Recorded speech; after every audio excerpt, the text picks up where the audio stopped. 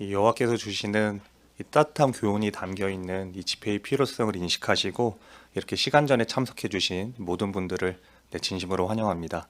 오늘도 잘 준비된 이 두 가지 집회를 즐기도록 하겠습니다. 그럼 집회를 시작하기 전에 가능하신 분들은 함께 일어나셔서 기쁨으로 노래하라 31번 미가서 6장 8절에 근거한 하느님과 함께 걸으라를 부르시고 기도로 집회를 시작하도록 하겠습니다. 노래 31번입니다.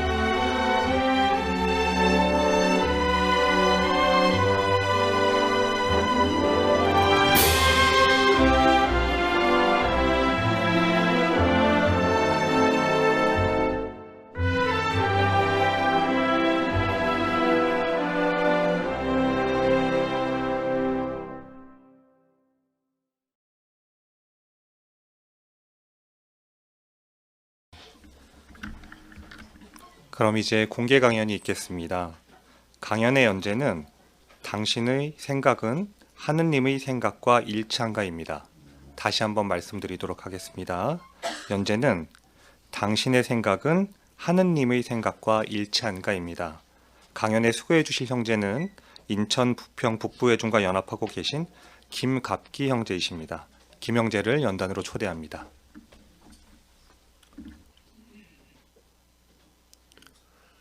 우리 사람의 생각은 흔히 순간적인 감정이나 또 자신의 추측 아니면 몇몇 사람들의 제한된 경험에 근거해 있습니다. 그렇기 때문에 어떤 결정은 아주 쉽게 내리는데 또 그 결정에 대하여 쉽게 후회하고 번복하는 것을 볼 수 있습니다. 또 우리 사람들은 불완전하기 때문에 불완전한 사람들이 내린 결정들은 많은 경우 실망하거나 실패를 거듭하는 것을 보게 됩니다. 일례로 젊은 남녀가 배우자를 선택할 때 아주 낭만적으로 최고의 배우자를 선택했다고 말하는데 많은 경우 파혼하거나 또 이혼하는 것을 우리는 볼 수 있습니다. 정치를 한다는 정치인들도요, 어떤 정책 방안을 내놓을 때 자신의 방안이 가장 좋은 방안이라고 주장하지만 곧 취하하고 번복하는 것을 보게 됩니다. 자녀 교육 문제에 있어서도 많은 사람들은 조기 교육이다, 고등교육이다 해서 자녀들을 자기의 방식으로 교육시키고 있지만 오늘날 자녀 교육 문제는 많은 사람들이 실패했다고 말하고 있습니다. 이처럼 우리 사람들의 생각으로 만들어진 모든 일들은 많은 문제들을 초래해 온 것이 사실입니다. 그렇다면 하느님의 생각은 어떠할까요? 잠깐 사파를 보실까요?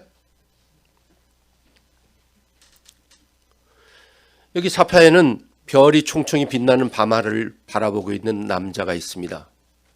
이 남자는 지금 무슨 생각을 하고 있을까요? 이 아름다운 별을 만든, 이 하늘을 만든 분은 누구일까? 이분은 지금 어떤 생각을 하고 있을까? 아마 이렇게 생각할지 모르겠습니다. 그런데요, 지금으로부터 2700여 년 전에 유명한 성서필자이며 예언자였던 이사야는 하느님의 생각과 사람의 생각을 이렇게 비교한 적이 있습니다. 함께 이사야 55장 8절과 9절을 보시겠습니다. 이사야 55장 8절과 9절입니다.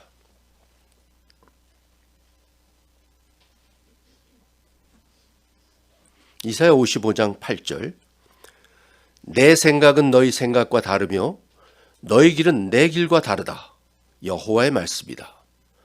하늘이 땅보다 높은 것처럼 내 길은 너희 길보다 높으며 내 생각은 너희 생각보다 높다. 어떠세요? 어렸을 때 어린 아이들이 차이가 많이 나면 하늘 땅 차이를 얘기하죠.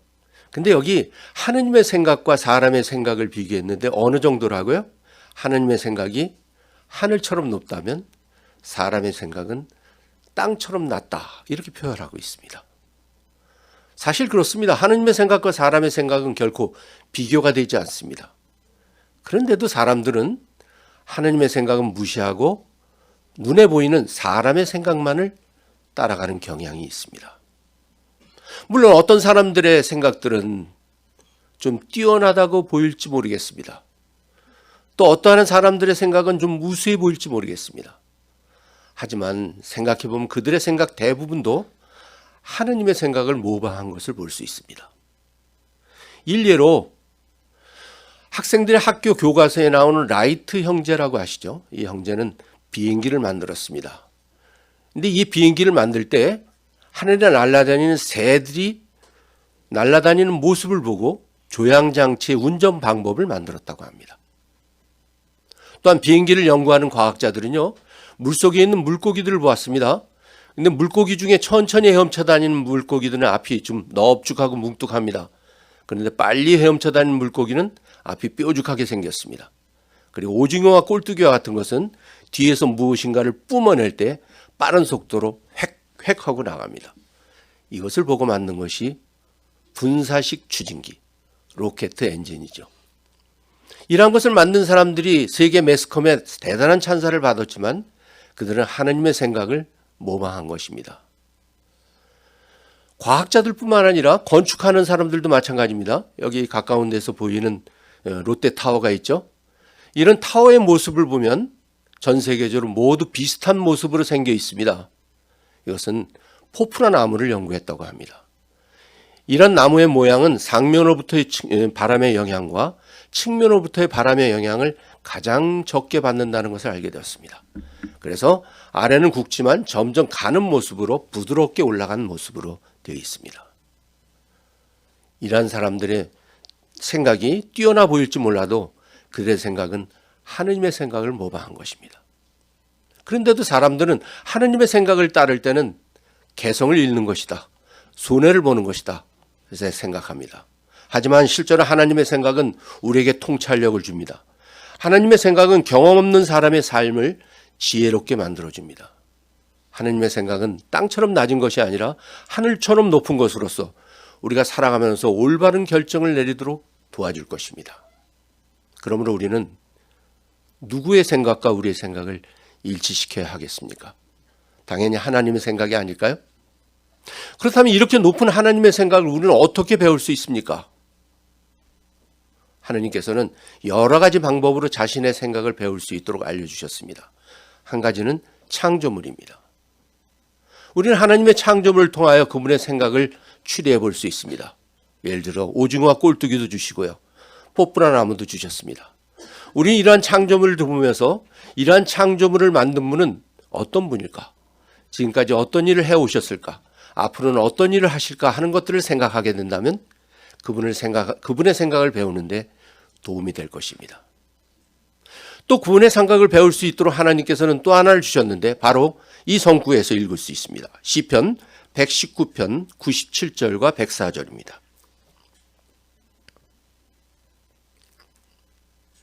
시편 119편 97절 먼저 읽으시고요. 97절 내가 당신의 법을 어찌나 사랑하는지요 온종일 그것을 숙고합니다. 여기 당신의 법, 하나님의 생각을 사랑하는 것입니다. 그리고 온종일 그것을 숙고하는 것입니다. 또 107절에 보면 이렇게 되어 있습니다. 104절이요. 내가 당신의 명령에 따라 이해력 있게 행동하니 모든 거짓된 행로를 미워합니다. 당신의 명령에 따라 행동하는 것, 이해력 있게 행동하는 것. 당신의 명령은 무엇이죠? 하나님의 생각입니다. 즉 하나님께서는 바로 성경에 자신의 생각을 담아 주셨습니다. 그러므로 이 하나님의 말씀을 우리가 읽고 묵상한다면 하나님의 생각을 배울 수 있습니다. 우리는 특히 성경을 읽으면서 이 성경에 나오는 말씀들을 통해 하나님의 특성이 어떠한지, 그분은 어떤 성품을 가지고 계신지, 그리고 그분이 좋아하는 건 무엇이고 싫어하는 것이 무엇인지를 우리가 알게 된다면, 또 그대로 행동하게 된다면 우리는 그분의 생각을 반영하는 것이 될 것입니다. 물론 이것이 쉽지 않을 수 있습니다. 또 그렇게 하는 것이 어떤 경우에 시간이 오래 걸릴 수도 있습니다. 여호와께서는 이 성경을 통해서 자신의 생각을 배울 수 있는 설명서를 주셨는데, 여러분이 어떤 어려운 내용이 들어있는 설명서를 읽다가 잘 안 되면 어떻게 하시죠? 그 회사에 전화하시죠. 마찬가지로 우리는 하나님께 전화할 수 있는 기회도 주셨습니다. 무엇입니까? 기도입니다. 우리는 기도로서 하나님께 그분의 생각을 배울 수 있도록 도와달라고 요청한다면 우리가 그분의 생각을 이해하는데 도움을 받을 것입니다. 그러므로 우리가 그분의 생각을 배우는 것이 어려울 때 기도로 청하고 그분을 의지함으로 우리는 그분의 생각을 우리의 생각과 일치시키는데 노력할 수 있을 것입니다. 그러면 이 시간에요, 우리는 다시 우리의 생활을 통해서 하나님의 생각과 우리 사람의 생각을 한번 비교해 보고요. 우리는 어떻게 그분의 생각과 우리의 생각을 일치시킬 수 있는지 일상생활의 문제들을 3가지만 생각해 보겠습니다. 첫 번째는 사람들이 다른 사람들을 대하는 태도와 관련된 문제입니다. 오늘날 사람들의 생각을 받아들이는 사람들은 다른 사람들에 대하여 어떤 태도를 나타냅니까? 정말 몰인정한 태도를 나타냅니다. 뉴스를 보시면 대부분 이래서 저 사람 물건 빼앗고, 이래서 저 사람 해치고, 이래서 저 사람 죽이고 한 뉴스들로 가득 차 있습니다. 실제적으로 최근 미국에서는 아시아계 혐오로 인하여 증오하고 범죄가 증가하고 욕하고 그들에게 폭력과 흉기로 상해를 입히는 일들이 급증하고 있다는 뉴스도 보았습니다. 한국에서도 이상한 풍토가 생겼죠. 남자는 여자를 미워하고 여자는 남자를 미워하는 그러한 풍습이 퍼져나가고 있습니다. 오늘날 사람의 생각을 받아들이고 있는 사람들이 나타난 태도입니다. 그럼 하나님의 생각은 어떠할까요? 함께 사도행전 10장 34절과 35절을 통해서 하나님의 생각을 살펴보겠습니다.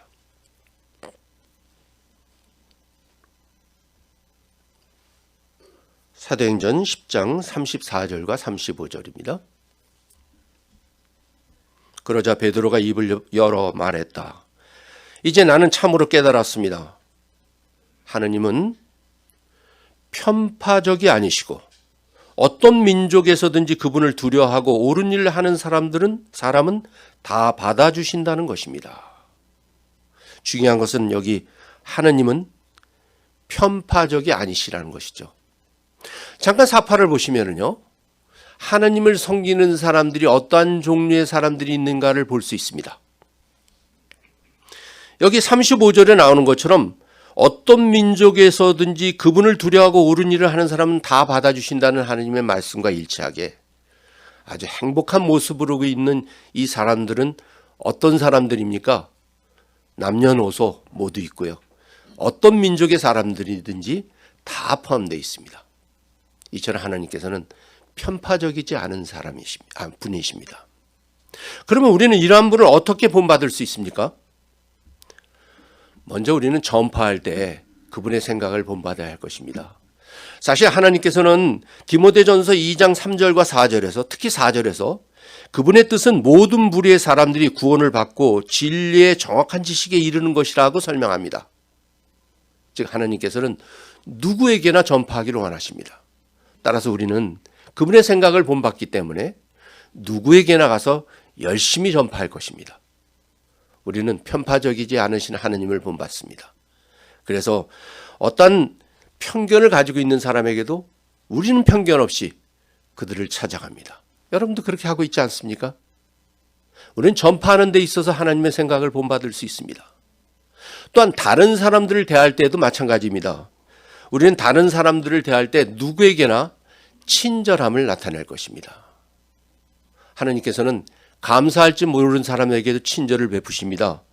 실제로 마태복음 5장 45절에 보면 하나님께서는 악한 사람에게도 해가 떠오르게 하시고 또 불의한 사람에게도 비를 내리신다고 설명합니다. 또한 예수께서는 하나님의 생각을 본받아 44절에서 원수를 사랑하라고 우리를 가르치셨습니다. 이것이 하나님의 생각입니다. 그러므로 하나님의 생각을 배우게 된다면 우리는 불친절한 사람에게도 친절함을 나타내도록 노력해야 합니다. 우리는 그분의 생각과 우리의 생각을 일치시킬 때 과거에 어떠하든 우리의 행동 태도가 변화되어야 할 것입니다. 여기 사파를 보시면 한 청년이 나오는데요. 폴란드의 파베우 피자라라는 이 청년입니다. 이 청년은 좀 무섭게 보이지 않습니까? 법을 배우기 위해서 대학에 들어갔습니다. 근데 새로운 친구들을 만나게 되면서요. 술, 마약, 폭력 이런 것을 일삼았습니다. 그래서 죽을 뻔하기도 하고 경찰서에 갇혀가기도 하고 이러한 생활을 나날이 보냈습니다. 근데 이 사람이 변했습니다. 어떻게 변했을까요?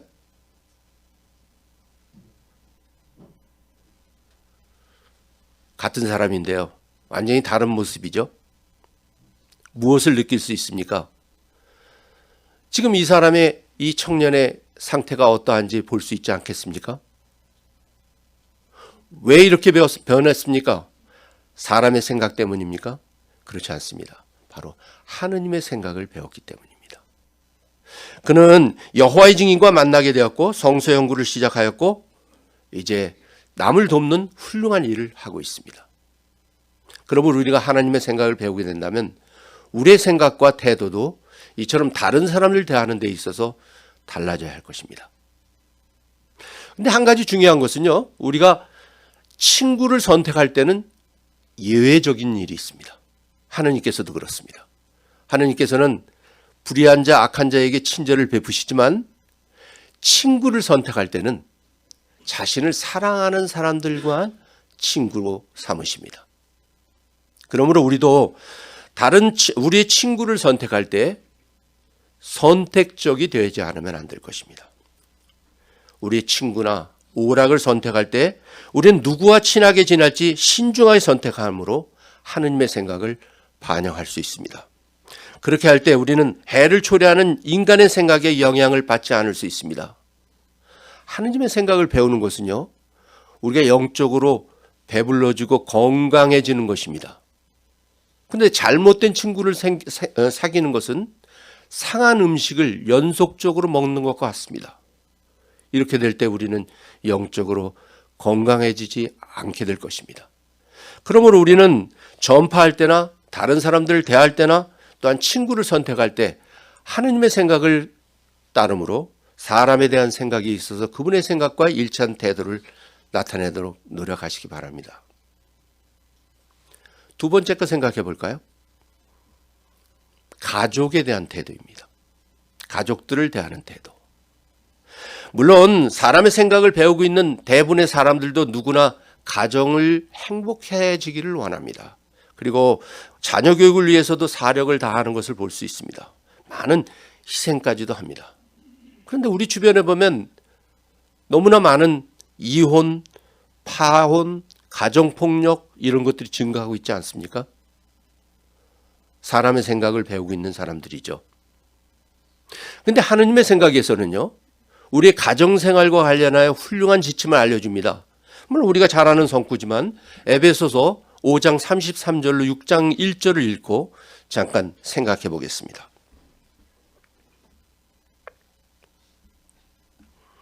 에베소서 5장 33절부터 6장 1절까지 읽겠습니다. 33절. 그렇지만 여러분도 각자 자신을 사랑하듯이 아내를 사랑하십시오. 그리고 아내는 남편에게 깊은 존경심을 가져야 합니다.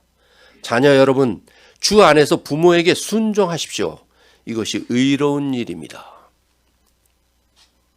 누구나 알고 있는 가정생활의 지침 아니겠어요?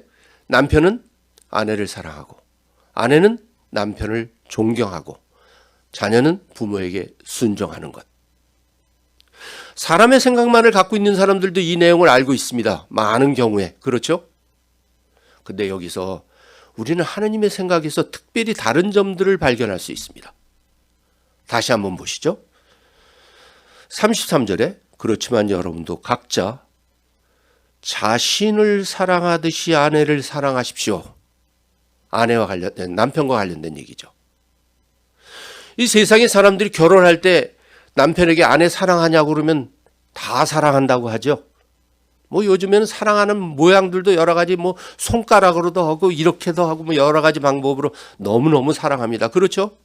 근데 여기 다른 점은 무엇인가 하면 자신을 사랑하듯이. 즉 세상 사람들은 아내를 자신을 사랑하듯이 사랑하지 않는다는 것이죠. 다시 말해 세월이 지나서 조금 자기의 상황이 바뀌게 되면 아내를 사랑하지 않습니다. 여기 자신을 사랑하듯이 이 내용의 연구 노트를 보면 이것은 예수께서 회중을 사랑하던 것과 같은 형태의 사랑입니다. 그러므로 남편들은 자신을 사랑하듯이 아내를 사랑하게 될 때 우리의 가정은 행복할 것입니다. 그렇게 할 때 남편은 아내에게 폭력적이 되지 않을 것입니다.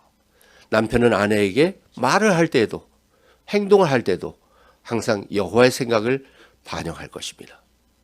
아내는 어떤가요? 또 보시면 이렇게 돼 있어요. 아내는 남편에 대해 깊은 존경심을 가져야 합니다. 결혼하는 여자에게 남편 존경하냐 그러면 다 존경한다고 하죠. 그런데 여기 차이는 무엇이라고요?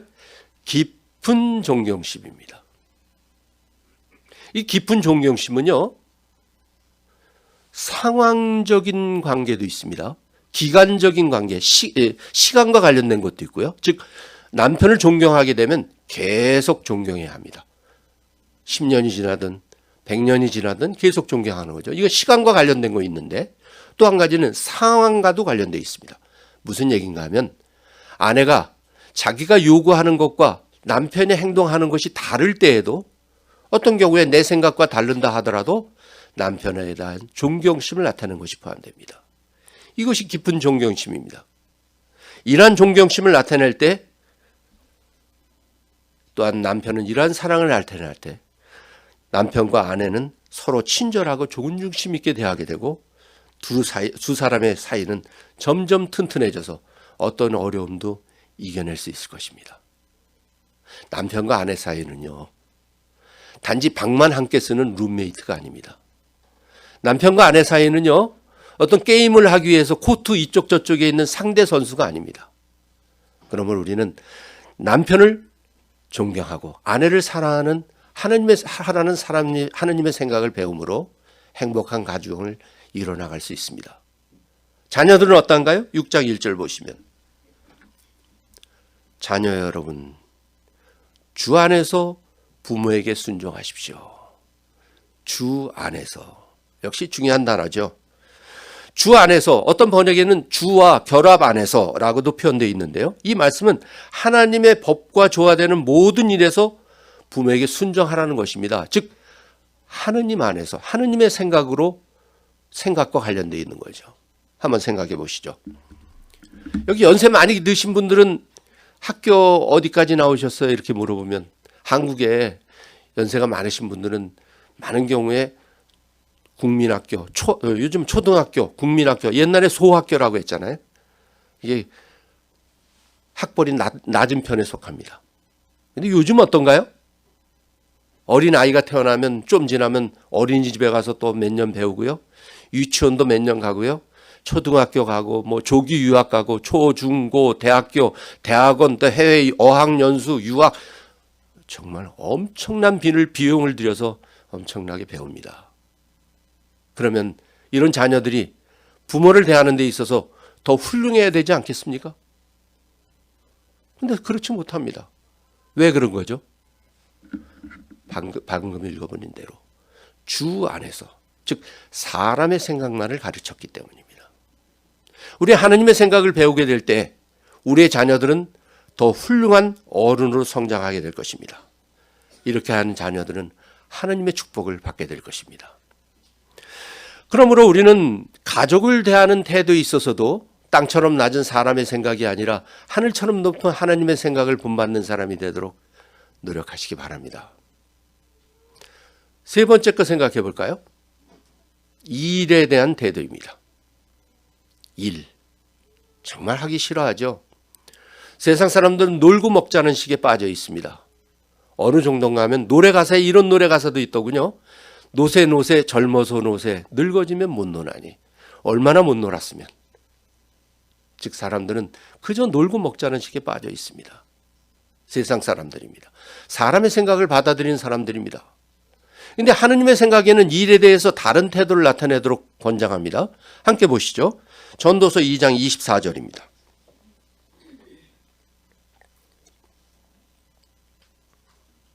전도서 2장 24절.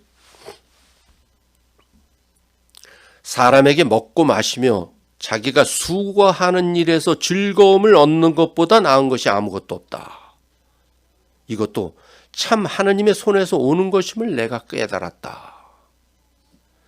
일이 하느님에서 손에서 오는 거라고 그랬어요. 그리고 수고, 즉 수고가 일이죠. 수고하는 일에서 즐거움을 얻는다. 이렇게 표현합니다. 전도서 3장 13절에서도요. 각자 먹고 마시며 자기가 수고하는 모든 일에서 즐거움을 얻어야 한다는 결론에 이르렀다. 그것이 하느님의 선물이다. 이렇게 되어 있습니다. 즉 일이라는 것은 하느님께서 주신 선물이라는 겁니다. 일은 즐거운 것이다라는 거죠. 근데 생각해 보시죠. 누구에게 선물을 주는데요. 그 사람이 정말 싫어하는 게 뭔가를 알아서 그걸로 선물 포장해서 주는 사람이 있나요?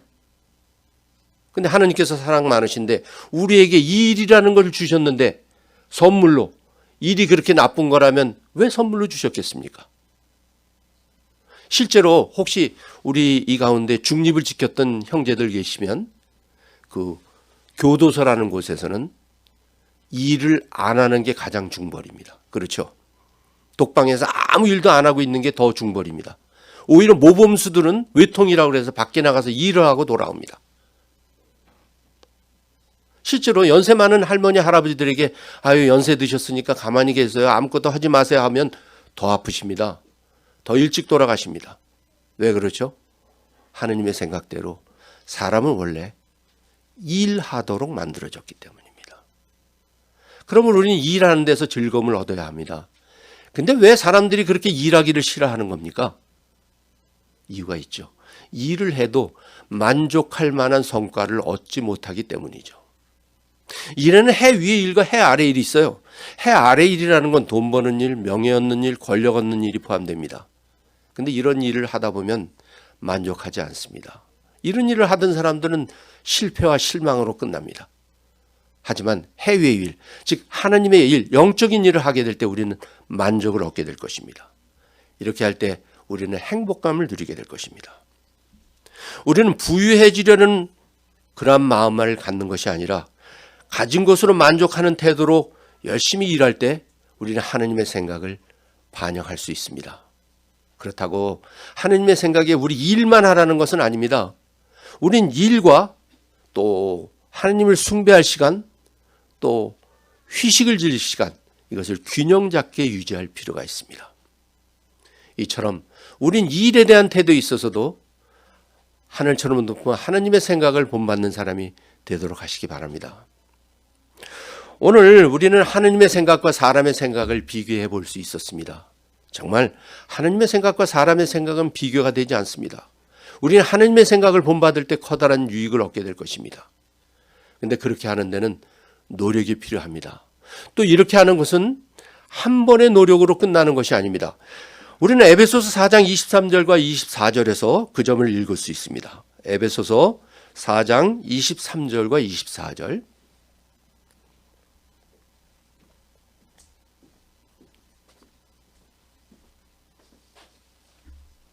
여러분은 자신을 지배하는 정신 태도를 계속 새롭게 하고 참된 의와 충성 가운데 하나님의 뜻에 따라 창조된 새 인간성을 입어야 합니다. 여기 새 인간성을 입도록 무엇에 따라요? 하나님의 뜻에 따라, 즉 하나님의 생각에 따른 새 인간성을 입도록 노력해야 합니다. 지속적인 노력이 필요합니다. 왜냐하면 23절에 보면 자신을 지배하는 정신 태도를 계속 새롭게 하고, 이게 계속 새롭게 한다는 것은 지속성 동사입니다. 즉 한번 어떤 물건을 그림을 그려서 딱 만들어 놓으면 그 그림이 형성되는 것처럼 끝나는 게 아니고요. 어떻게 보면 스프링과 같은 역할입니다. 그래서 이 스프링은 이렇게 휘어지는데 힘을 가해서 휘어 놓으면 힘을 놓게 되면 다시 원위치로 돌아갑니다. 다시 말해서 우리 하나님의 생각을 받아들여서 하나님의 생각과 우리 생각과 일치시키도록 노력하는 것은 한 번에서 끝나는 것이 아니라 지속적인 노력이 필요하다는 것입니다. 진리 안에 5년이 되었든 10년이 되었든 아니 그 이상이 되었든 우리는 열심히 그분의 생각과 일치시키도록 노력해야 할 것입니다. 그렇게 하기 위해서 오늘처럼 이런 집회에 참석하시고 하나님의 생각이 들어있는 설명서, 성경의 말씀을 열심히 읽고 묵상하는 것이 필요합니다. 그리고 우리의 태도를 변화시키게 노력해야 할 것입니다. 이렇게 되면 우리는 행복을 맛볼 수 있습니다. 더 큰 축복을 누리게 될 것입니다. 머지않은 때 하나님의 생각만을 받아들이는 사람들이 남게 될 때 신세계에서 영원한 축복을 기대하게 될 것입니다. 이러한 때를 기대하면서 우리는 계속 우리의 생각을 하나님의 생각과 일치시키는 사람이 되도록 함께 노력하시기 바랍니다. 네, 우리가 이 여호와의 성품을 잘 배우고 그리고 그분의 생각에 잘 맞는 사람이 될 수 있도록 이 실용적인 제안을 해주신 김영재께 회중을 대신해서 감사드립니다. 또한 모두가 유익을 누릴 수 있도록 조용한 가운데 경청해주신 청중분들께도 감사드립니다. 다음 주에도 이처럼 유익한 공개 강연이 있을 것입니다. 다음 주에는 어떤 주제로 다뤄질까요? 네, 소개해드리겠습니다. 다음 주의 연재는 하느님의 관점에서 과연 참 종교가 있는가입니다. 네, 매우 흥미로운 주제인데요. 네, 주변에 소중한 분들을 소개하시다면 더욱 유익하실 것입니다. 그럼 이제 전 세계적으로 행해지는 파수 연구가 있겠습니다. 사회자 김석환 형제를 연단으로 초대합니다. 파수대 집회를 위해서 가능하신 분 함께 일어나서 기쁨으로 노래하라 30번을 부르겠습니다. 히브리서 6장 10절에 근거한 내 아버지, 내 하느님, 내 벗 힘차게 부르겠습니다.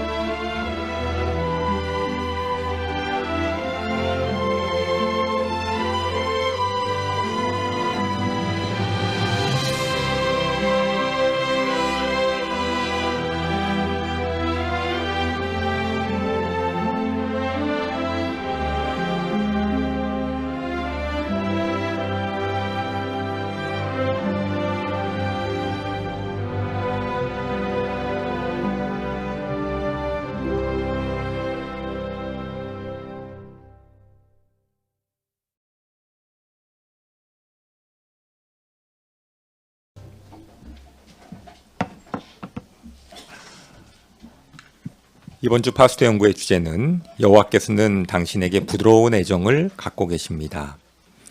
주제 성구는 야고보 5장 11절입니다. 여호와는 애정이 매우 부드러운 분이십니다. 요점을 보시죠. 여호와의 사랑을 느끼면 그분과 더 가까워지고 그분이 우리를 보호하고 잘 돌봐주시고 새 힘을 주신다는 확신을 갖게 됩니다. 소제목은 총 4부분으로 구성이 되어 있습니다. 첫 번째는 여호와께서는 우리를 깊이 사랑하십니다. 두 번째는 여호와께서는 어떻게 사랑을 표현하십니까? 세 번째는 여호와의 사랑을 느끼면 어떤 확신을 갖게 됩니까? 그리고 네 번째는 부드러운 애정을 보이시는 하느님께 가까이 가십시오 순으로 진행이 되겠습니다. 자, 그럼 1항을 이태진 형제의 낭독으로 들어보겠습니다. 당신에게 여호와는 어떤 분입니까? 그분께 기도드릴 때 어떤 모습이 그려집니까? 우리가 여호와를 볼 수는 없지만 성경에서는 그분의 모습을 다양하게 묘사합니다. 예를 들어 그분을 해와 방패 그리고 태워 없애는 불로 묘사합니다. 또 그분이 계신 곳은 마치 사파이어 보석과 빛나는 금속이 있고 무지개가 찬란한 곳과 같다고 설명합니다. 여호와를 묘사하는 이러한 표현들 때문에 우리는 외경심을 갖게 되고 심지어 위압감을 느낄 수도 있습니다. 여호와를 생각하면 어떤 모습이 그려집니까? 김정길 형제.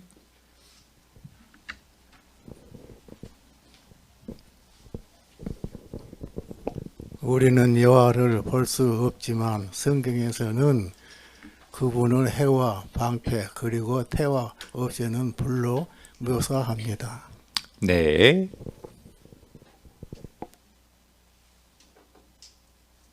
정영은 자매. 여기서 해와 방패가 빛과 생명 그리고 활력과 보호의 근원이라는 의미를 생각한다면 외경심을 갖게 될 수도 있지만 그 반면 태워 없애는 불이라는 표현은 소멸이라는 의미를 생각한다면 위압감을 느낄 수도 있습니다. 네. 계속 2항 보시죠.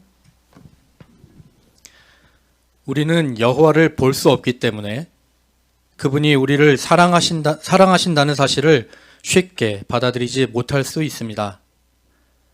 또 어떤 사람들은 과거의 한 경험 때문에 여호와께서 자기를 전혀 사랑하지 않으신다고 생각합니다. 어쩌면 아버지의 사랑을 받아본 적이 없기 때문에 그렇게 생각할 수도 있습니다.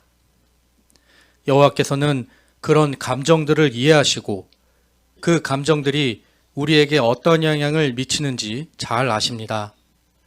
그래서 우리를 돕기 위해 성경을 통해 자신의 아름다운 성품을 보여주십니다. 사람들이 여호와를 가까운 분으로 느끼기 어려워하는 이유는 무엇입니까?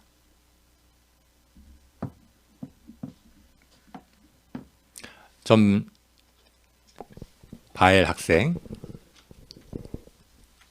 여호와를 볼 수 없기 때문에 그분이 우리를 사랑하신다는 사실을 쉽게 받아들이지 못할 수 있습니다. 네, 감사합니다.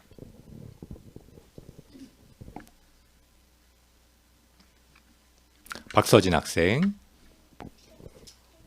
과거의 한 경험 때문에 아버지의 사랑을 받아본 적이 없기 때문입니다. 네, 감사합니다.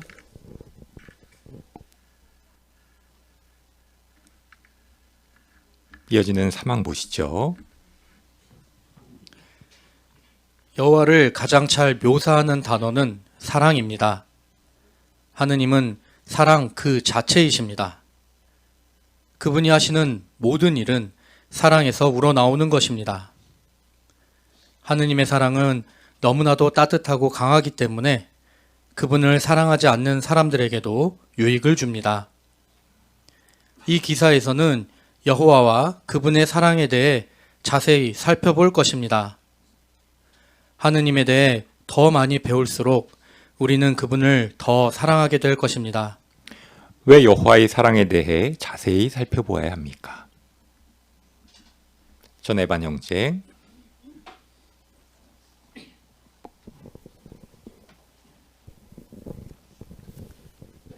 하느님에 대해 더 많이 배울수록 우리는 그분을 더 사랑하게 될 것이기 때문에 여호와의 사랑에 대해 자세히 살펴보아야 할 것입니다. 네. 공경의 자매.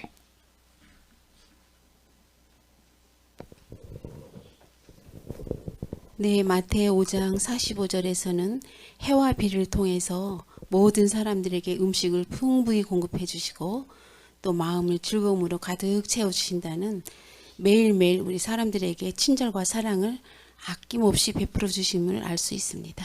네.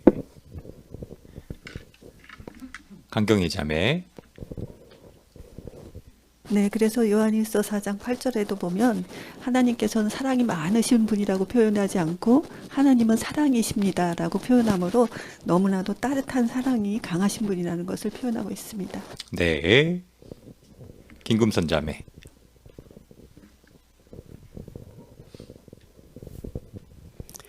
청소년을 위한 한 동영상에서는 사랑에 대해서 반하는 것도 아니고 호기심을 갖는 것도 아니고 서로에 대해서 잘 알을 때 진정한 사랑을 할 수 있다는 얘기를 들었습니다. 그거와 마찬가지로 우리도 하나님의 이러한 사랑에 대해서 많이 배울 때 우리 또한 그분을 진정으로 사랑하는 사람이 될 수 있기 때문에 많이 알아야 합니다. 네. 김소연 자매.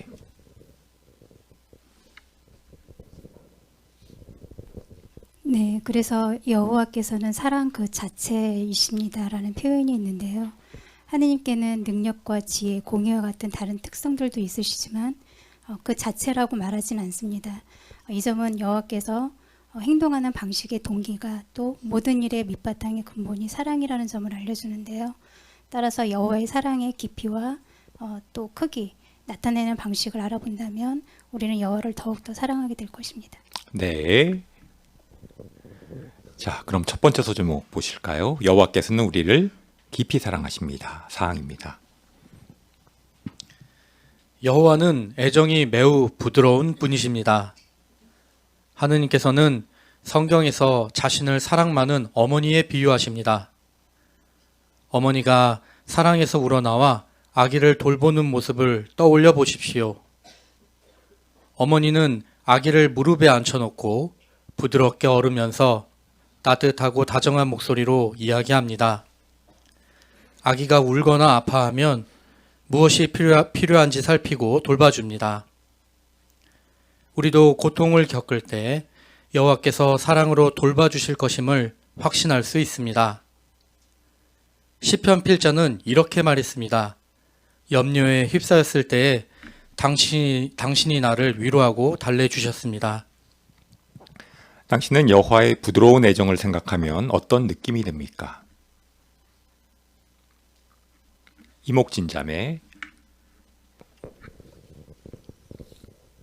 네, 사랑 많은 어머니처럼 따뜻하고 또 가까이 가서 안기고 싶고 또 나의 모든 걱정 근심을 털어놓고 싶은 그런 마음이 듭니다. 네. 윤소희 자매.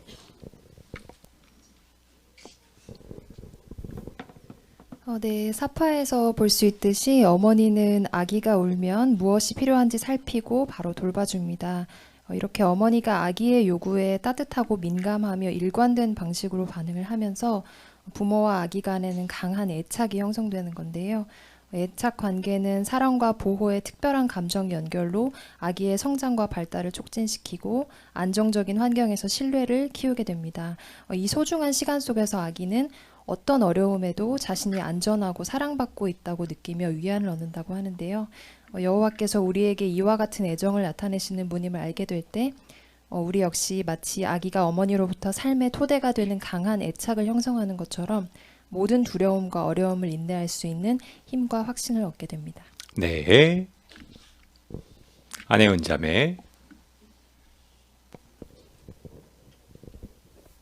네, 야고보가 5장 11절에 하느님의 부드러운 애정을 설명하기 앞서 소개한 인물이 극심한 시련을 인내한 욥이었던 걸 생각하면서 하느님이 욥에게 갖고 계신 감정을 어머니의 애정과 연관지어서 생각해 보았습니다.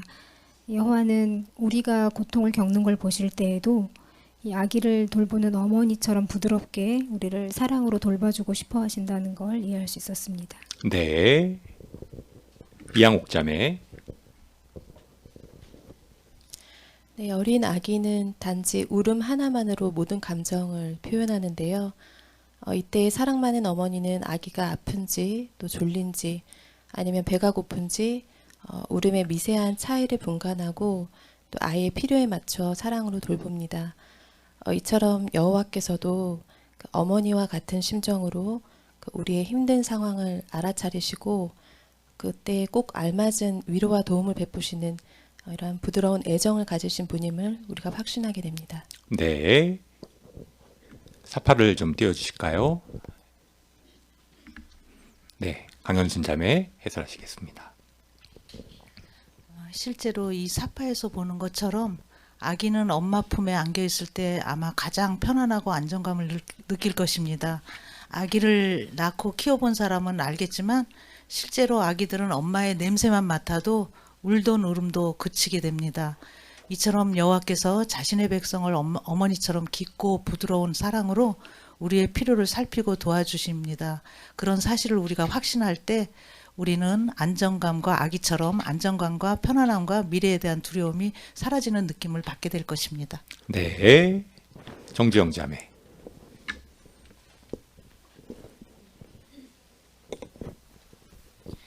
예, 누군가의 집을 방문해 보더라도 그 집에 어린 아기가 있는 집이라는 것을 금방 알 수 있는데요.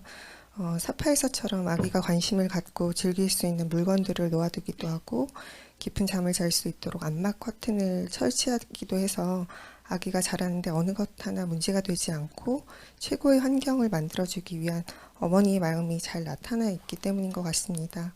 여호와께서 우리를 돕고 싶어 하시는 자신의 감정을 이렇게 아기를 생각하는 어머니에 비하셨고 때로는 그러한 감정보다 더 강한 열망을 나타내신 성구들을 보면 우리가 어떠한 환경에 놓여도 최상의 방법으로 돌보아 주실 것임을 확신하게 됩니다. 네. 최대원 형제. 네, 여기 시편 94편 19절을 이제 지난주에는 안정감을 주는 아버지의 사랑을 묘사하는 데 사용되었는데 오늘은 부드러운 사랑을 나타내는 어머니에 비하면서 이 성구를 인용한 것이 저한테 와닿았습니다. 왜냐하면 우리는 아버지의 사랑뿐만 아니라 어머니의 사랑과도 같은 그런 여호와의 사랑을 듬뿍 받는 그런 축복받은 자녀들이라는 그런 느낌을 받게 됩니다. 네. 장희은 자매. 예, 아직 걸음마를 떼지 못하고 어머니의 젖을 먹는 어린 아기는 자신의 필요나 불편함을 어떻게 표현할지도 모르고 그것이 정확히 무엇인지도 모릅니다. 하지만 사파에서 사랑 많은 어머니가 아이의 표정을 면밀히 관찰하는 것처럼 그러한 미묘한 울음소리나 표정 변화로도 아기에게 무엇이 필요한 것이 무엇인지 관찰하고 그 필요를 돌보아 줍니다. 그러한 사랑을 어머니에게 넣어주신 우리 아버지께서도 그보다 더 우리의 필요에 면밀한 관심을 갖고 계시고 돌보신다는 것을 생각하면 따뜻한 위로를 얻게 됩니다. 네. 자, 이런 여호와의 충성스러운 사랑이 우리에게 어떤 영향을 줄까요? 5항을 통해 살펴보시겠습니다. 여호와는 충성스러운 분이십니다. 그분은 우리가 잘못을 하더라도 우리를 포기하지 않으십니다.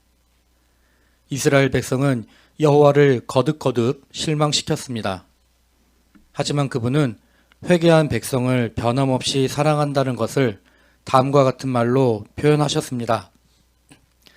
내가 나의 눈에 소중하여 내가 너를 존중히 여겼고 내가 너를 사랑하였다.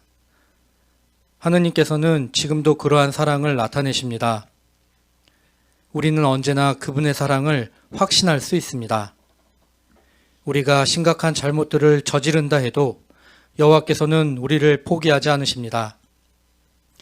회개하고 그분께 돌아오면 그분이 예전처럼 변함없이 우리를 사랑하신다는 것을 알게 될 것입니다. 그분은 너그러이 용서하겠다고 약속하십니다. 성경에서는 하느님의 용서를 받으면 여호와로부터 새 힘을 얻는 경험을 하게 된다고 알려줍니다. 여호와의 충성스러운 사랑은 당신에게 어떤 영향을 줍니까?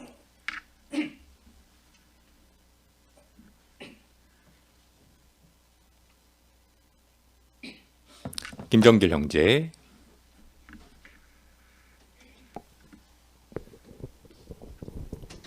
여호와의 충성스러운 우리가 잘못을 하더라도 우리를 포기하지 않으십니다.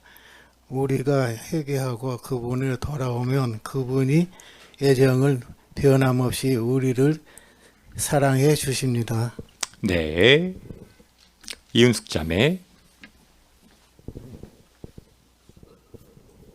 네, 우리가 잘못하더라도 진정으로 회개한다면 우리를 소중히 여기시고 또 변함없이 사랑하신다는 것에 감사함을 느끼게 되고요. 또한 여호와께서 자신의 종에게 베푸시는 이런 충성스러운 사랑을 확신하게 됩니다. 네. 김상수 형제.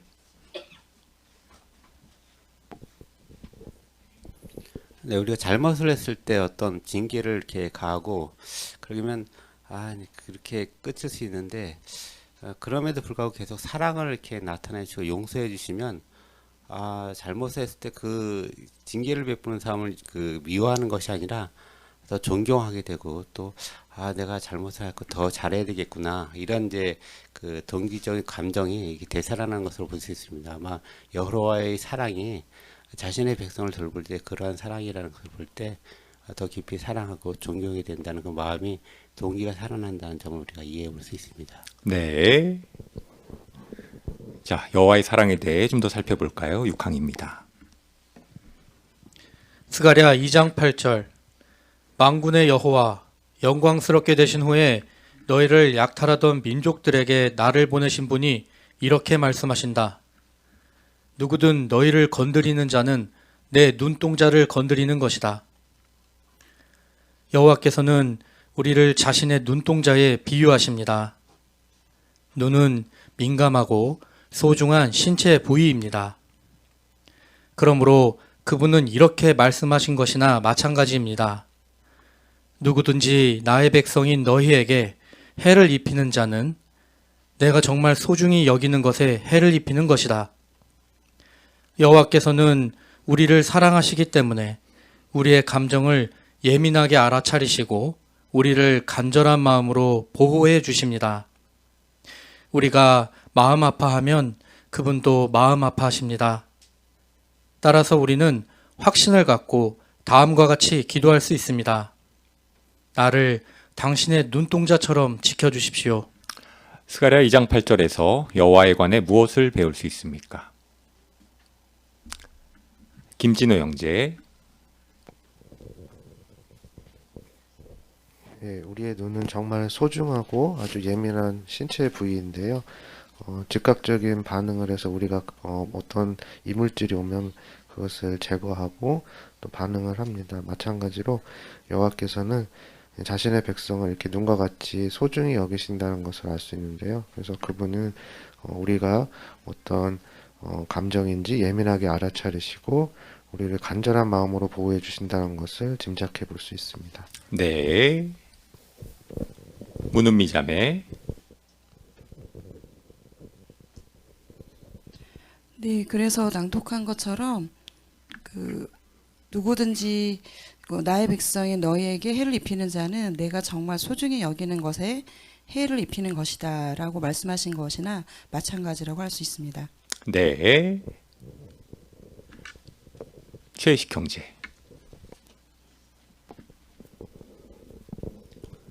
네, 그 기록에 의하면 눈은 매분 15회 정도 깜빡이기는 고 또 한 번 깜빡일 때 10분의 1초가 걸린다고 그럽니다. 근데 이것이 섬세하고 민감한 기관이다 보니까 위협을 느낄 때는 이보다 훨씬 더 빨리 눈을 감게 되죠. 여호와께서는 분명 우리가 위험하다고 느끼실 때는 이보다도 훨씬 더 민감한 반응을 일으킨다는 그런 점을 이해할 수 있습니다. 네. 김갑기 형제. 눈동자와 관련된 표현을 연구 노트에서는 표현의 강도를 부각시키고 또 하나는 민감한 것을 강조한다라고 말합니다. 그러니까 민감해서 여호와께서 우리에게 우리의 감정을 예민하게 알아채시는 것도 있지만 또 강도를 부각시킴으로 여호와께서 우리를 얼마나 깊이 사랑하는가를 이해하게 도와줍니다. 네. 장창호 형제.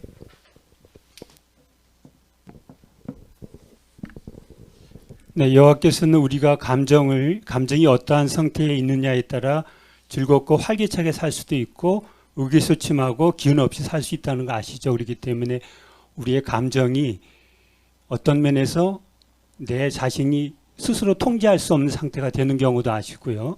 또 외부의 압력으로 또 기운 빠질 때도 있다는 걸 아셔서 그때그때 감정 하나하나 민감하게 반응하셔서 그런 부정적인 감정을 극복하고 활력 있게 여호와를 섬길 수 있도록 예민하게 반응하셔서 우리를 고쳐주시고 힘주신다는 것도 이해할 수 있습니다. 네. 이옥현 자매.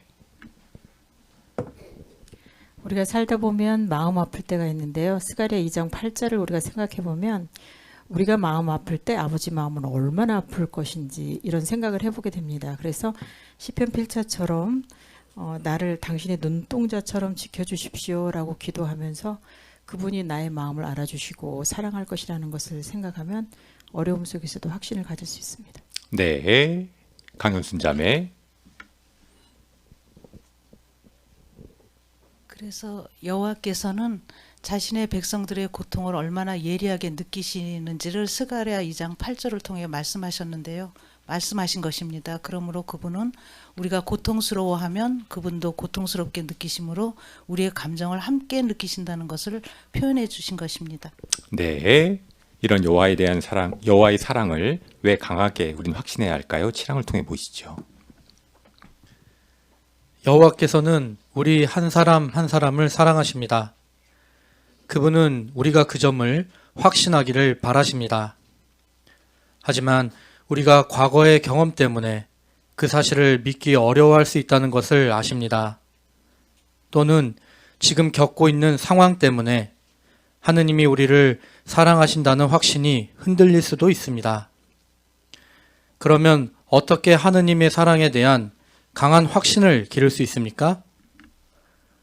여호와께서 예수와 기름 부음 받은 자들과 우리 모두에게 어떻게 사랑을 표현하시는지 살펴보므로 그렇게 할 수 있습니다. 왜 여호와의 사랑에 대한 강한 확신을 길러야 합니까? 임춘숙 자매.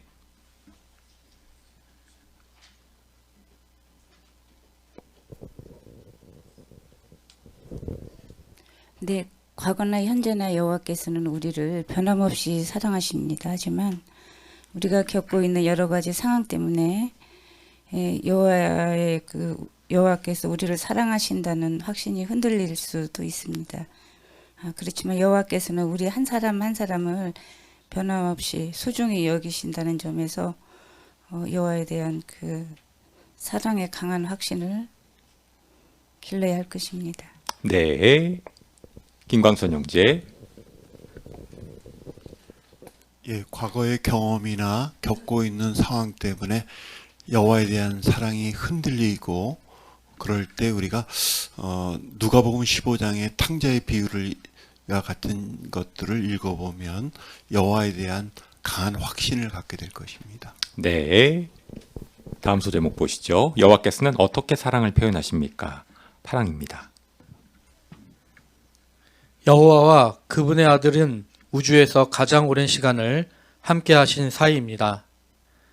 그처럼 헤아릴 수 없이 긴 시간을 함께 하시면서 두 분은 서로에 대한 사랑과 애정이 깊어지고 매우 가까워지셨습니다. 마태복음 17장 5절을 보면 여호와께서는 예수를 사랑하신다는 것을 분명히 표현하셨습니다. 그분은 내가 그를 승인하였다라고만 말씀하실 수도 있었습니다. 하지만 그분은 자신이 예수를 얼마나 사랑하는지 우리가 알기를 바라셨기 때문에 그를 사랑하는 내 아들이라고 부르셨습니다. 여호와께서는 예수가 자신의 아들이라는 점과 그가 앞으로 할 일에 대해 자랑스러워 하셨습니다. 예수께서는 아버지의 사랑을 조금도 의심하지 않으셨으며 그 사랑을 마음 깊이 느끼셨습니다. 그래서 그분은 아버지께서 나를 사랑하신다고 여러 차례 확신 있게 말씀하셨습니다. 예수께서 아버지의 사랑을 확신하신 이유는 무엇입니까? 권혁주 학생. 예수께서는 아버지의 사랑을 조금도 의심하지 않으셨으며 그 사랑을 마음 깊이 느끼셨습니다. 그래서 그분은 아버지께서 나를 사랑하신다고 여러 차례 확신 있게 말씀하셨습니다. 네, 감사합니다. 양혜은 자매. 헤아릴 수 없이 긴 시간을 함께하면서 그분의 사랑을 느끼셨겠지만 여호와께서는 예수를 사랑하는 내 아들이라고 직접 불러서 그분의 사랑을 표현하심으로 예수가 자신의 아들이라는 점과 그가 앞으로 할 일에 대해 자랑스러워하셨기 때문에 그 점을 확신하셨습니다. 네. 여호와의 사랑의 표현을 계속 살펴보실까요? 9항입니다. 여호와께서는 기름 부음 받은 자들에게도 사랑을 분명히 나타내십니다. 낭독성구에서 부어졌다는 표현에 유의해 보십시오. 한 참고 문헌에서는 이 표현이 강물처럼 쏟아지는 모습을 묘사한다고 설명합니다. 기름 부음 받은 자들에 대한 여호와의 넘치는 사랑이 생생하게 그려지지 않습니까? 그들은 하느님께서 자신들을 사랑하신다는 것을 알고 있습니다. 사도 요한은 기름 부음 받은 자들이 어떻게 느끼는지를 다음과 같이 썼습니다. 아버지께서 우리에게 얼마나 큰 사랑을 베푸셔서 우리를 하느님의 자녀라 불리게 하셨는지 생각해 보십시오. 그러면 여호와께서는 기름 부음 받은 자들만 사랑하십니까? 아닙니다. 그분은 우리 모두에게 사랑을 분명히 나타내십니다. 로마서 5장 5절을 낭독할 수 있습니다. 장길남 자매.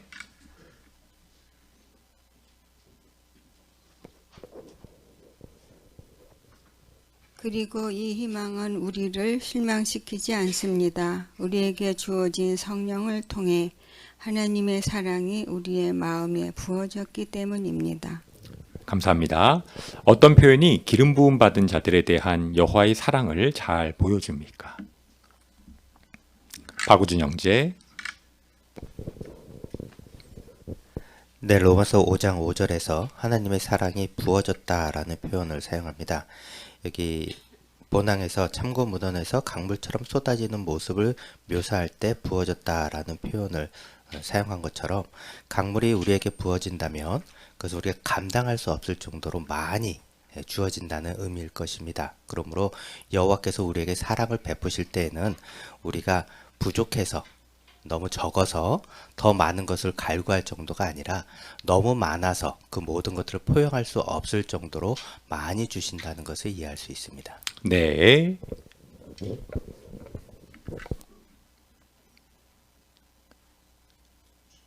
이용섭 병제. 예, 요한일서 3장 1절에 보면은 기름 부음 받은 자들에게 하나님의 자녀 이렇게 부르신데 있습니다. 정말 하나님의 자녀 이것보다 더 큰 사랑이 없지 않냐 이렇게 생각할 수 있겠습니다. 네. 황경애 자매.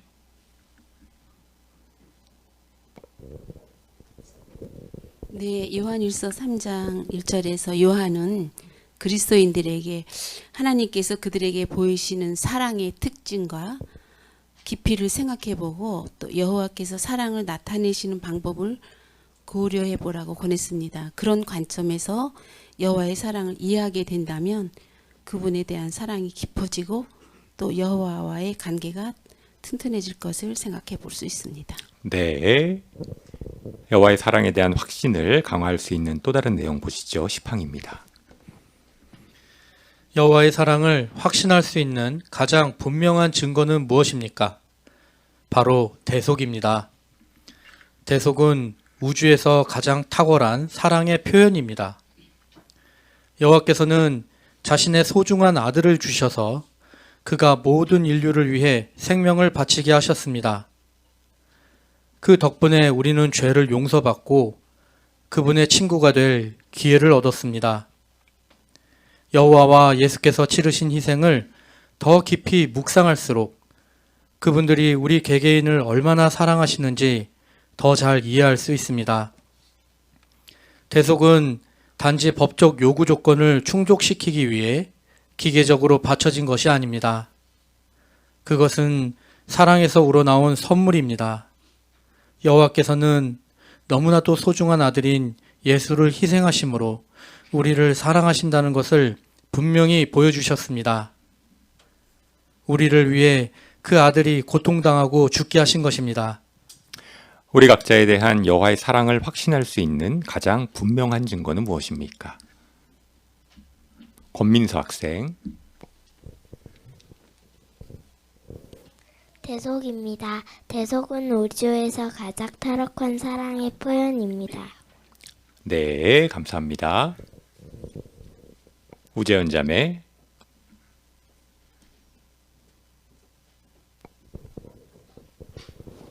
네, 대속마리는 우리가 죄를 용서받고 그분의 친구가 될 기회를 주셨습니다. 그리고 그 대속은 단지 법적 요구 조건을 충족시키기 위해서가 기계적으로 받아진 것이 아니라 하나님의 사랑에서 우러나오는 선물이기 때문에 대속은 소중하고 탁월한 하나님의 사랑의 표현입니다. 네. 최서진 자매. 네, 이렇게 대속에 대해 깊이 묵상할수록 여호와께서는 너무나도 소중한 아들 예수만큼 우리 개개인을 얼마나 사랑하시는지 더 느끼게 됩니다. 네. 박희정 형제. 네. 저는 사실 이 대속이 머리로는 이해가 됐지만 그 마음으로는 온전히 이해가 되지 않아서 좀 혼란스러웠던 적이 있는데요. 특히 아들이 태어나고 나니까 어떻게 아들을 바칠 수가 있지 이런 그 생각이 이제 들기도 했었습니다. 분명 그 아들의 고통을 지켜보시는 그 여호와의 고통은 훨씬 더 컸을 텐데요. 그 어마어마한 그 고통을 참아내실 수 있었던 이유는 그 고통의 크기보다 인류에 대한 그 사랑의 크기가 훨씬 더 크기 때문에 가능했다는 것을 생각하면서 이 대속의 가치에 대해서 또 하나님의 그 사랑의 깊이에 대해서 계속 생각해 볼 수 있게 되었습니다. 네. 조강현 형제. 네, 파랑에서 여호와께서는 예수를 얼마나 사랑하는지를 표현하기 위해서 사랑하는 내 아들이라고 말씀하셨는데 그처럼 너무나도 소중한 아들인 예수를 우리에게 주신 겁니다. 그러므로 우리는 갈라디아 2장 20절에 설명된 것처럼 더 이상 내가 사는 것이 아니라 나를 사랑하신 하나님을 위해 산다고 감동받아 말할 수 있을 겁니다. 네. 자, 이어지는 11항 보시죠. 지금까지 살펴본 것처럼 여호와께서는 우리에 대한 사랑을 마음속에 품고만 계신 것이 아니라 그 사랑을 따뜻하게 표현하십니다. 여호와께서는 우리를 사랑하시기 때문에 자신에게로 이끄셨습니다. 그 무엇도 그 누구도 하느님의 사랑에서 우리를 갈라놓을 수 없습니다. 그분의 이런 사랑을 느끼면 당신은 어떤 확신을 갖게 됩니까? 이제 시편 23편을 읽으면서 다윗이 여호와의 따뜻한 사랑과 보살핌에 대해 어떻게 느꼈는지 그리고 우리 모두도 어떻게 비슷한 감정을 경험하는지 생각해 보겠습니다. 예레미야 31장 3절을 낭독할 수 있습니다. 김순아 자매.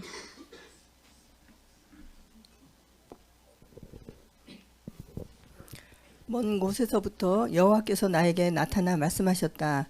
내가 영원한 사랑으로 너를 사랑하였다. 그래서 충성스러운 사랑으로 너를 내게로 이끌었다. 감사합니다. 예레미야 31장 3절을 보면 무엇을 알 수 있습니까?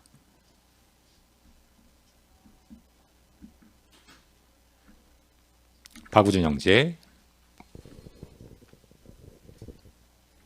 네, 세상의 많은 사람들은 자신이 사랑하는 표현들을 남자들이 표현하기 어려워하는 경우들이 있습니다.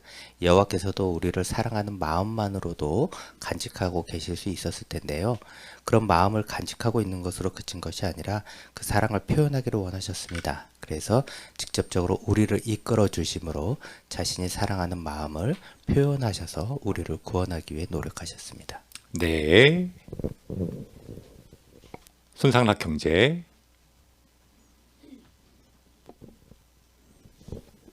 네, 그 점을 과거에 그 여호와께서 그 이스라엘 민족이 다양한 시련을 겪을 때 구출해 주셨던 면에서도 느낄 수 있는데요.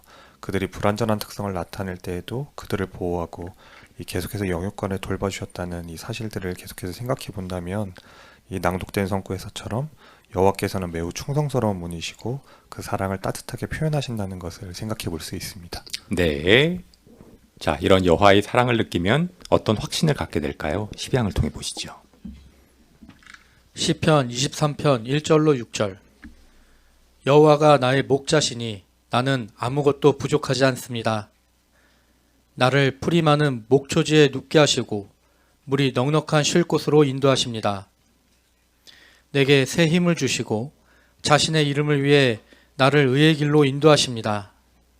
내가 비록 어두컴컴한 골짜기를 걸어갈지라도 해를 입을까 두려워하지 않으니 당신이 나와 함께 계시고 당신의 지팡이와 막대기가 나를 안심시켜 주기 때문입니다.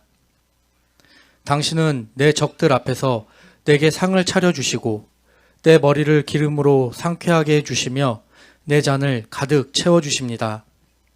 정녕 내가 사는 모든 날 동안 선함과 충성스러운 사랑이 나를 따르리니 나는 평생토록 여호와의 집에 머무르렵니다. 시편 23편에서 다윗은 여호와의 따뜻한 사랑과 보살핌에 대한 확신을 노래로 표현합니다. 그는 여호와를 자신의 목자라고 부르면서 자신이 목자와 얼마나 친밀한 사이인지를 묘사합니다. 다윗은 여호와의 인도에 자신을 맡기면서 안정감을 느꼈고 그분을 온전히 의지했습니다. 다윗은 그가 사는 모든 날 동안 여호와께서 그를 사랑해 주실 것임을 알았습니다. 다윗이 그 점을 확신한 이유는 무엇입니까? 시편 23편의 내용을 요약해 보십시오.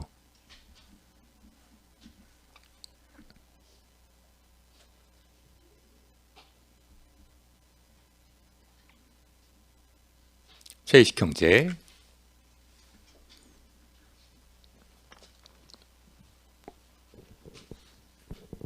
네, 이보다 더 안전하고 이보다 더 푸근한 곳은 없다.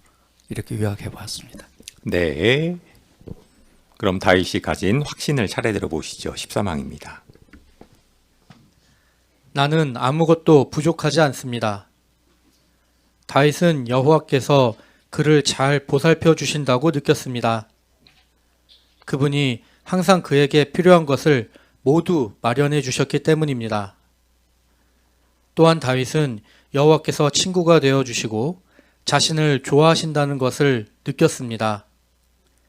그래서 앞으로 자신에게 무슨 일이 닥치든 여호와께서 아무것도 부족하지 않게 돌봐주실 것이라고 확신했습니다. 다윗은 여호와의 부드러운 사랑을 매우 확신했기 때문에 아무것도 걱정하지 않고 깊은 만족감과 행복을 느꼈습니다. 다윗이 여호와께서 보살펴 주실 것임을 확신한 이유는 무엇입니까? 전 에반 형제.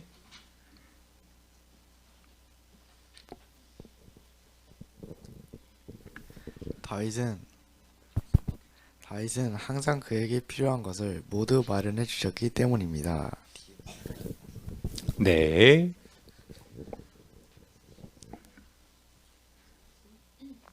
박우준 형제. 네, 다윗은 그가 살아가는 동안 여호와께서 모든 것들을 다 보살펴 주시면서 베풀어 주셨다는 것을 느꼈습니다.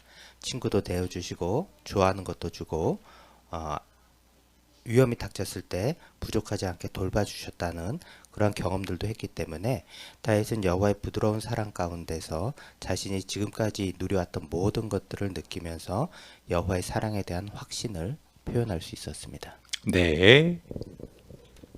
여호와의 사랑의 실례를 살펴볼까요? 14항입니다. 여호와께서는 우리도 사랑으로 돌보아 주십니다. 특히 우리에게 어려움이 닥칠 때 그 점을 느낄 수 있습니다. 베델 봉사를 20년 이상 해온 클레르 자매의 경험을 생각해 보겠습니다. 가족에게 심각한 문제가 연달아 닥쳤을 때 그는 아무 도움도 줄 수 없어 안타까웠습니다.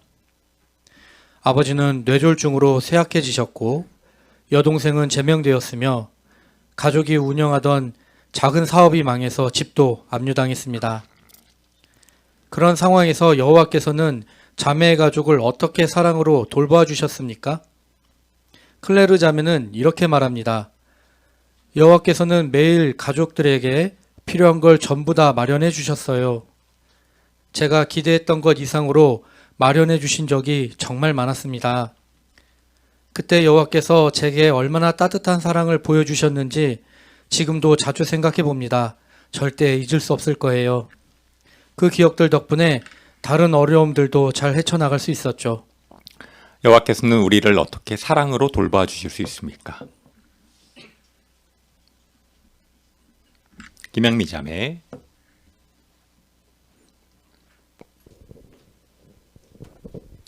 네, 그 배달 봉사를 20년 이상 해온 그 클레르 자매의 경험인데요. 가족들에게 심각한 문제가 연달아 닥치고 또 경제적으로도 많이 힘든 막막한 상황에서 그 여호와께서 자매의 가족을 사랑으로 돌봐주시는 그런 경험을 하였는데요. 기대했던 것 이상으로 여호와께서 매일 그 필요한 걸 전부 다 마련해 주신 적이 정말 많아서 여호와의 따뜻한 사랑을 절대 잊을 수가 없었고 또 그 기억 덕분에 다른 어려움도 잘 헤쳐나갈 수 있었다라고 했습니다. 네. 그럼 두 번째 확신을 보실까요? 15항입니다. 내게 새 힘을 주십니다. 때때로 다윗은 자신이 겪는 온갖 문제와 시련 때문에 괴로워했습니다.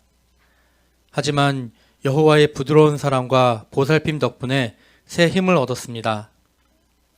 그분은 자신의 친구 다윗이 지쳐 있을 때 그를 풀이 많은 목초지와 물이 넉넉한 쉴 곳으로 이끄셨습니다. 그 결과 다윗은 다시 힘을 얻어 여호와를 계속 기쁘게 섬길 수 있었습니다. 다윗은 어떻게 새 힘을 얻었습니까? 신은진 자매. 예, 여기서 목초지로 번역된 히브리어는 안락한 곳을 의미할 수 있습니다. 다윗은 이러한 표현을 사용하므로 이 안락한 곳에서 여호와께서 이끄신 안락한 곳에서 흡족한 가운데 새 힘을 얻으며 안전을 누리는 것을 알 수 있습니다. 네. 김인환 형제. 네, 우리는 또 오늘날 완전성이라는 단어가 점점 멀어지게 느낄 수 있는데요.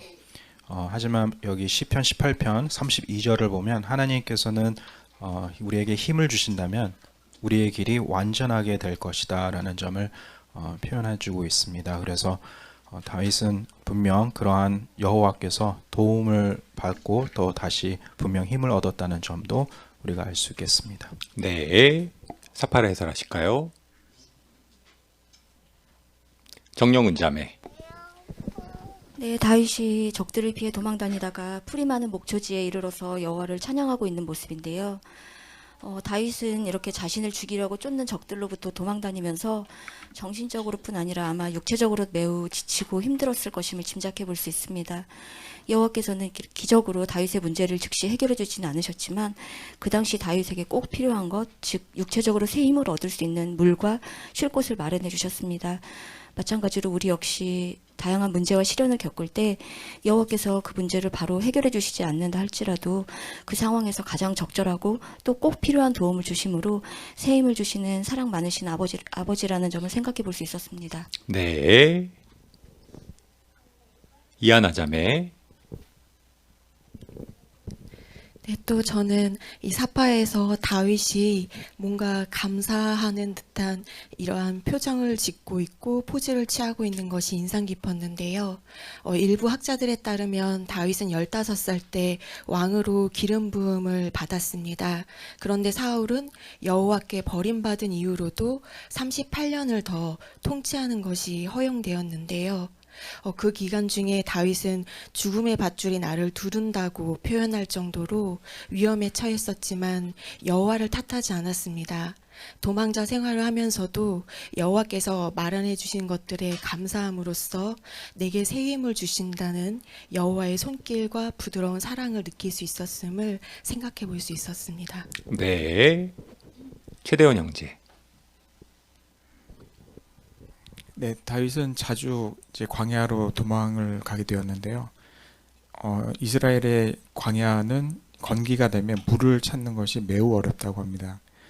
도망 다니는 것도 서러워 죽을 지경인데 물도 마실 수 없어서 만약 목말라 죽게 된다면 그런 걱정을 하게 되었다면 다윗은 정말 절망적이었을 것입니다. 그러나 여호와께서는 물이 풍성한 곳이 어딘지 아셨고 다윗에게 새 힘을 줄 수 있는 방법도 아셨습니다. 그래서 다윗을 이끄셨고 또 다윗과 함께한 사람들에게도 그런 충성스러운 사랑을 나타내셨다는 것을 사파를 통해 또 알게 됩니다. 네, 이런 여호와의 사랑을 우리에게는 어떻게 나타내실까요? 16강 통해 보시겠습니다.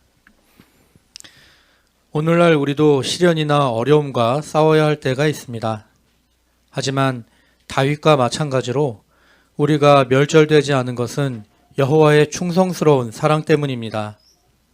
레이첼 자매의 경험을 생각해 보겠습니다.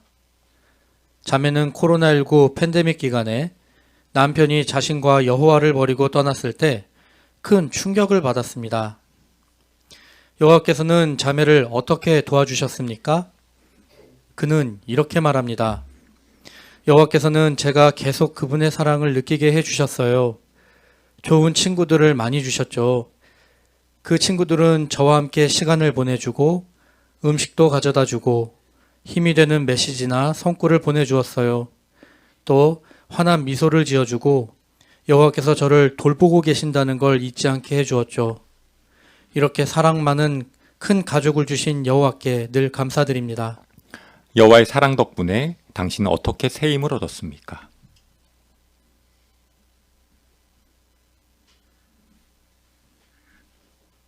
임태영 형제. 골로새 1장 11절에서 알려주는 것처럼 여호와께서 우리가 시련을 겪을 때 그 시련을 이겨낼 수 있는 참을성을 주시기도 하고 또 레이첼 자매의 경험담과 같이 우리 회중의 다양한 형제 자매들을 통해서 우리에게 필요한 성구나 위로가 되는 말들을 할 수 있도록 마련해 주심으로 우리가 시련을 이겨내도록 도와주십니다. 네, 세 번째 확신 보시죠. 17항입니다. 내가 해를 입을까 두려워하지 않으니 당신이 나와 함께 계시기 때문입니다. 다윗은 종종 생명의 위협을 받았으며 강한 적들을 많이 상대해야 했습니다. 하지만 여호와의 사랑이 그를 보호해 주었기 때문에 그는 안전하다고 느꼈습니다. 다윗은 어떤 상황에서도 여호와께서 함께 계신다고 느꼈으며 그래서 안심할 수 있었습니다. 그는 여호와께서 나를 모든 두려움에서 구출해 주셨다라고 노래할 수 있었습니다. 다윗은 실제로 큰 두려움을 느끼기도 했지만 그보다 강한 여호와의 사랑 덕분에 두려움을 이겨낼 수 있었습니다. 다윗은 왜 해를 입을까 두려워하지 않았습니까? 구은지 자매.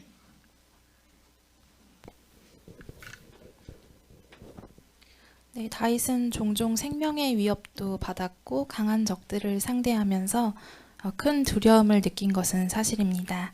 하지만 여호와의 강한 사랑은 그 두려움을 다 덮고도 남을 만큼이었는데요. 그를 계속 보호해 주셨고 또 함께 계셔 주심을 느끼게 해 주심으로 안전감과 안심하는 마음을 가질 수 있게 해줌으로 다윗은 해를 입을까 두려워하지 않을 수 있었습니다. 네, 안혜연 자매.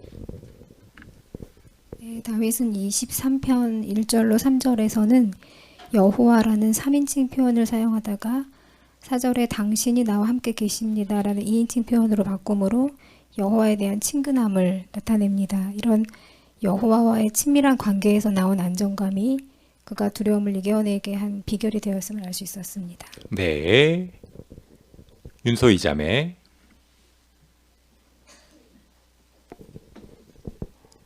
네, 고대 목자들은 낮 동안만이 아니라 밤 시간 내내 야수의 공격이나 도둑의 침입으로부터 양을 지켰다고 합니다. 여호와라는 목자의 사랑과 돌봄을 받는 양들은 아침부터 밤까지 잠시도 안전하지 않은 순간이 없기 때문에 해를 입을까 두려워하지 않습니다. 네, 김갑기 형제. 시편 34편 4절에서 나를 모든 두려움에서 여호와께서 구출해 주셨다는 표현처럼 실제로 그는 두려움이 있을 때마다 여호와께서 어려울 때마다 도와주신 일들을 경험했습니다. 그 경험을 통하여 확신하게 되었습니다. 네. 자, 계속 18항 보시죠. 우리가 두려운 상황에 처할 때 여호와께서 우리를 사랑하신다는 점을 확신하는 것이 어떻게 힘이 됩니까?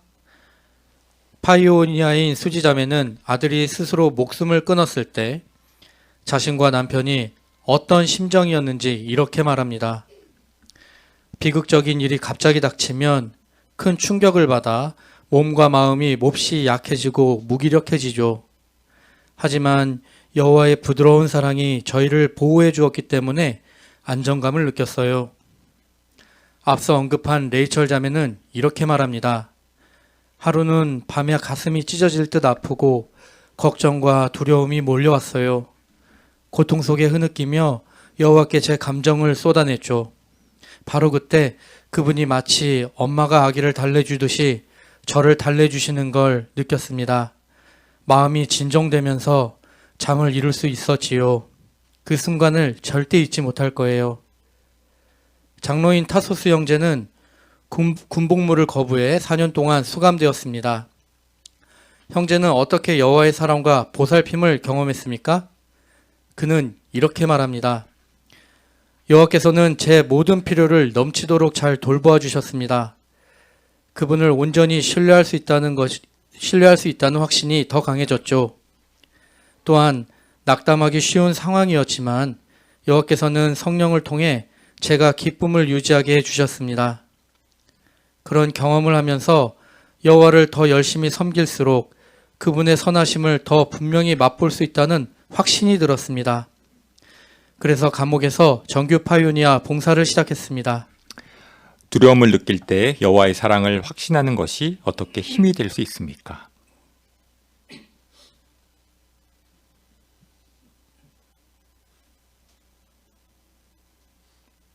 손상락 경제.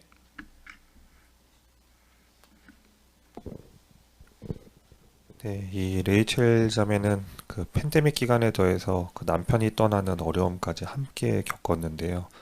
하루는 그 가슴이 찢어질 듯한 고통과 이 걱정과 두려움이 몰려온 적이 있다고 합니다. 그때 이 여호와께 흐느끼며 모든 감정을 쏟아냈는데요. 그렇게 하고 나니까 그 어머니의 손길과 같은 여호와의 손길을 느끼면서 이 마음이 진정되는 그런 경험을 했다고 합니다. 아마 이러한 일들은 그 레이첼 자매가 그 여호와를 정말 열심히 섬겼기 때문에 맛볼 수 있지 않았을까 생각이 됩니다. 네. 자, 마지막 소제목입니다. 부드러운 애정을 보이시는 하느님께 가까이 가십시오. 19항입니다. 지금까지 살펴본 모든 경험담을 통해 우리는 사랑의 하느님 여호와께서 우리 곁에 함께 계신다는 것을 분명히 알 수 있습니다. 그분은 우리 한 사람 한 사람에게 관심이 있으십니다. 우리는 그분의 충성스러운 사랑이 우리를 감싸고 있다는 것을 확신합니다. 그분이 우리에게 나타내 오신 사랑을 묵상할수록 그분을 더 실제적이고 가까운 분으로 느끼게 될 것입니다. 우리는 주저없이 그분께 기도로 나아가 그분의 사랑이 절실히 필요하다고 말씀드릴 수 있습니다. 여호와께서 우리를 잘 이해하시며 정말로 돕고 싶어 하신다는 확신을 가지고 걱정을 전부 그분께 털어놓으십시오. 기억, 하느님이 우리를 사랑하신다는 확신은 우리의 기도에 어떤 영향을 줄 수 있습니까? 권민수 학생. 그분이 우리에게 나타내 오신 사랑을 묵상할수록 그분을 더 실제적이고 가까운 분으로 느끼게 될 것입니다. 네, 감사합니다. 박지영 자매. 네, 그래서 마치 어린 아이가 든든한 아빠에게 자신의 생각과 감정을 모두 쏟아놓듯이 우리도 기도할 때 모든 감정을 그분께 털어놓고 쏟아놓을 수 있습니다. 네, 니은. 당신은 여호와의 사랑을 묘사하는 어떤 표현이 특히 감동적입니까? 여호와의 따뜻한 사랑이 느껴지는 성구들 제하의 내용을 참조해서 해설하시겠습니다. 이하나 자매. 시편 32편 10절에서 감싼다라는 표현은 따뜻함과 온기를 느끼게 해주는데요. 여호와께서는 모든 사람에게 사랑을 나타내시지만 모든 사람에게 충성스러운 사랑을 나타내시는 것은 아닙니다. 충성스러운 사랑이란 헌신적인 마음과 깊은 애착에서 우러나온 사랑을 가리키기 때문인데요. 여호와를 신뢰하는 자에게는 그러한 충성스러운 사랑으로 우리를 따뜻하게 감싸고 있다는 이 표현 자체가 그분의 사랑을 느끼게 해줍니다. 네, 마지막 20항입니다. 우리는 마치 추운 날 따뜻한 불에 이끌리듯이 여호와의 따뜻한 사랑에 이끌립니다. 여호와의 사랑은 강하면서도 부드럽습니다. 따라서 살면서 여호와의 따뜻한 사랑을 계속 느끼십시오. 그렇게 해서 우리 모두가 그분의 사랑에 감동을 받아 이렇게 말할 수 있기를 바랍니다. 저도 여호와를 사랑합니다. 이태전 형제 훌륭하게 낭독해 주셔서 감사드립니다. 여호와의 사랑을 느끼면 어떻게 그분과 더 가까워집니까? 권혁주 학생. 우리는 마치 추운 날 따뜻한 불에 이끌리듯이 여호와의 따뜻한 사랑에 이끌립니다. 여호와의 사랑은 강하면서도 부드럽습니다. 네. 이옥현 자매.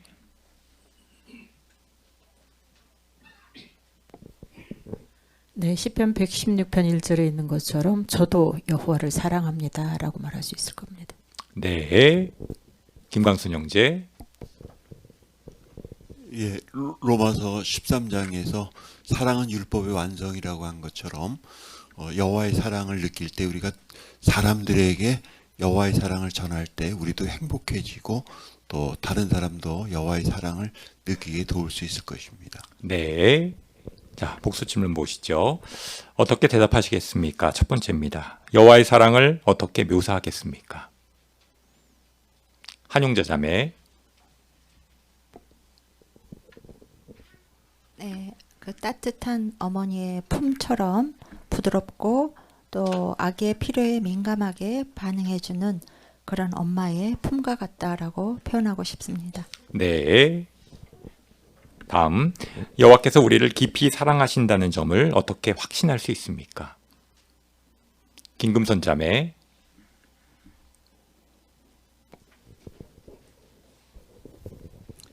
여호와께서 가장 소중하고 사랑하는 아들을 우리를 위해서 주셨습니다.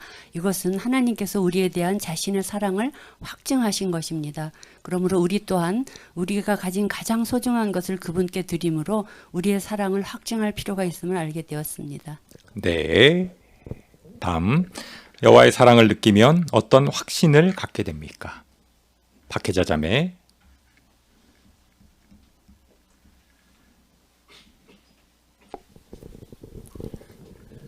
네, 여호와의 사랑을 확신한다면 오늘과 같이 정말 염려거리들이 많고 여러 가지 그 압력과 또 남에게 말 못할 그러한 고민들로 한때는 지칠 수도 있고 절망할 수도 있습니다. 이러한 때야말로 여호와의 사랑은 변함없으시다는 걸 확신한다면 그러한 그 어려움에 대해서 좀 더 문제를 긍정적으로 보려고 노력하고 또 정신을 좀 새롭게 함으로 여호와 하나님께 더욱 가까이 고쳐가려고 애를 쓸 때 역시 여호와께서는 부드러운 애정으로 염려했던 문제들이 하나하나 풀려나가는 것도 경험하게 되었고요.